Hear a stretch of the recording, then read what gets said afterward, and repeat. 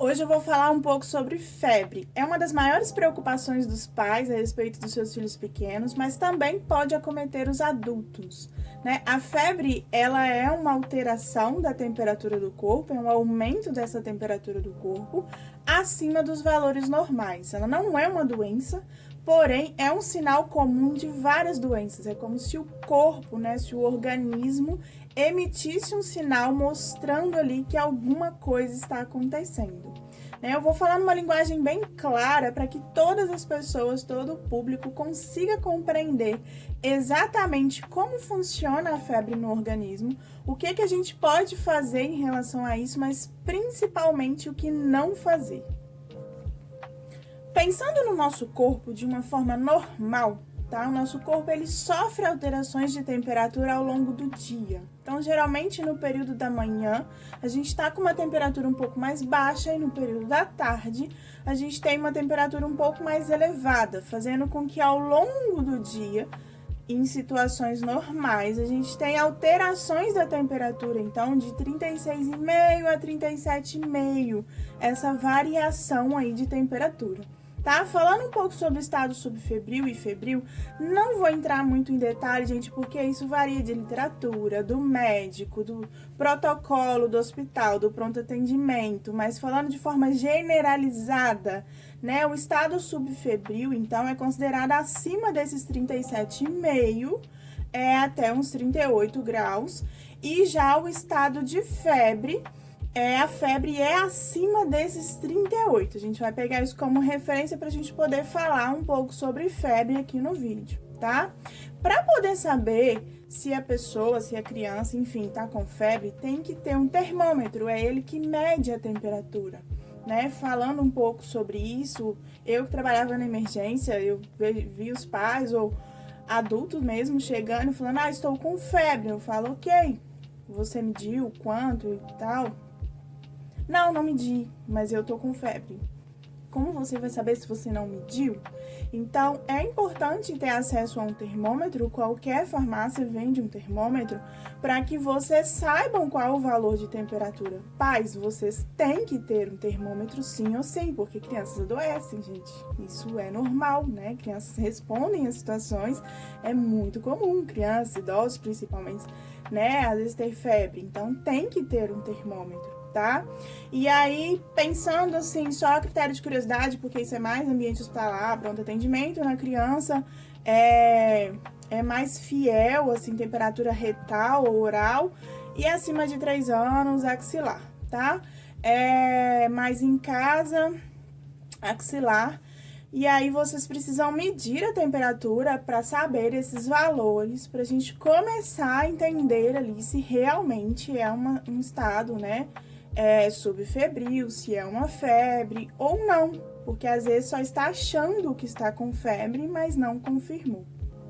Então, como eu disse, o organismo ele tá ali tentando combater alguma situação e por isso veio e manifestou em forma de febre, né? Ele aumenta a temperatura para que contribui ali como se fosse para inativação ali daqueles micro-organismos ou para controlar a multiplicação deles. Na maioria dessas situações, o próprio organismo vai se recuperar com o tempo, pela ação do seu próprio sistema imunológico. Então, na maioria, ele se recupera sozinho, tá?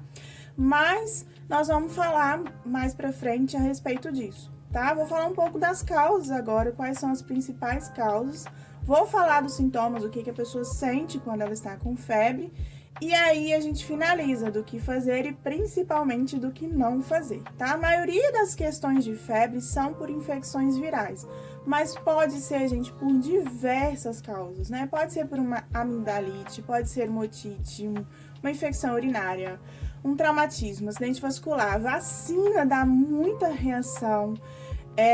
Pode ser por alguma reação de medicamento, uma doença autoimune. Então, assim, são vários fatores que pode causar uma febre. Os sintomas, gente, vai depender muito da gravidade, Se a pessoa, sabe, tem que observar muito o comportamento, se a pessoa já tem algum outro problema de saúde, a idade, como que a pessoa tava, né, bem de saúde, se existe alguma outra associação. Então, tem que observar bem o comportamento dessa pessoa, como que ela tá, como que ela tá reagindo, ela tá apática, tá parada, ela tá comendo bem, como tá a cor da pele. Então, tem que observar todos esses fatores. Isso tudo vai depender para qual gravidade de sintoma ela vai ter, desde sintomas leves a sintomas graves. Ela pode ter uma desidratação, pode perder o apetite, sudorese, né, suar muito, pode ficar com a pele mais avermelhada, pode ter fraqueza, sentir mal-estar, o pulso pode ficar mais rápido, a respiração pode ficar mais rápido, pode ter dor de cabeça, boca seca. Então, esses sintomas, isso que a pessoa sente, vai variar muito de acordo, né, com a gravidade, e aí vai depender também da causa. E, finalmente, falando sobre o que fazer e o que não fazer, se você me assistiu até aqui, eu queria que você enviasse esse vídeo principalmente a todos os pais, papais e mamães que vocês conhecem, para que eles sigam, principalmente o que não fazer, né?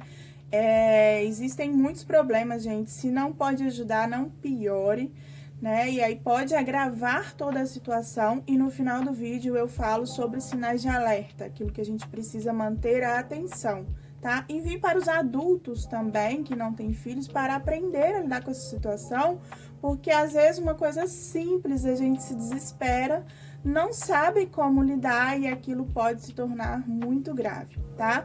Quando se tem uma situação de febre, a gente faz compressas úmidas, compressas frias, mas não geladas, gente. Pelo amor de Deus, não faça nada gelado, tá? Com quem tá com febre, coitado. Então, compressas úmidas. Quais são as regiões que a gente faz essas compressas úmidas? Na testa, na cabeça, no pescoço, na axila, na virilha. Sempre em lugares que estão passando grandes vasos sanguíneos, né? Então, a gente vai fazer essas compressas úmidas, água fria, água corrente ali mesmo da torneira, ou o chuveiro ali desligado, mas nada de água gelada, porque a água gelada vai aumentar ali os batimentos, né? A frequência cardíaca, e isso não é bom, tá? Uma coberta mais leve, diminuir a quantidade de roupa dessa pessoa. Ela vai estar com febre, ela vai estar pedindo essas roupas, mas diminuir essa quantidade de roupa, aumentar a quantidade de líquidos, porque durante a febre, lembra que eu falei que ela tá suando, então ela tá perdendo líquidos. Repouso, não tem que ficar imóvel, mas tem que repousar, porque se ela tá fazendo várias atividades, ela tá tendo um gasto energético, né? E aí, isso tá aumentando também os batimentos cardíacos dela. Então, se possível, ficar mais repousando, utilizar a medicação que já é de costume na febre, tá? Procurar o médico se a febre persistir, logicamente. Menores de 3 meses de idade, procurar o médico imediatamente, tá, gente? Isso é grave, isso é sério. E aí, o que não fazer, principalmente? Não aquecer essa pessoa com mais roupas. Se ela já tá com febre, você aquece, a temperatura dela só vai aumentar, né? Se você faz uma medicação fixa, vamos pensar comigo. Eu queria fazer o vídeo todo numa linguagem clara que todo mundo consegue entender. Se você pega a medicação e fala, eu vou medicar de 6 em 6 horas, e aí de 6 em 6 horas você tá medicando. Concorda comigo que você não vai saber se tem febre, se não tem, se melhorou ou se piorou? Então, sempre antes de medicar, gente, supondo que a medicação, não sei, é de 6 em 6 horas. Deu 6 horas, você vai medir. Tem febre? Não. Para que você vai medicar? Só um raciocínio, tá? Claro que tudo é de acordo com a prescrição do médico, de acordo com a orientação do médico. Mas é lembrar que a medicação para febre, ela não é fixa. É se febre, né? Se dor. Porque senão você não tem ciência se a febre tá voltando, se ela tá permanecendo ou se tá melhorando. Então, a gente precisa observar isso, tá? Não forçar a alimentação para essa pessoa, deixar essa pessoa com uma dieta leve. Se você força a alimentação ou faz uma alimentação mais pesada para essa pessoa, na hora da digestão também, ela tá tendo um gasto energético. e aí ela já tá fraca, né? Já não pode ter esse gasto. Repouso, tá? Pais, às vezes, sempre atribui a dente. Ah, o dentinho tá nascendo. Não faça isso. Pode ser um outro motivo. Então, ficar atentos também, que pode ser um outro motivo.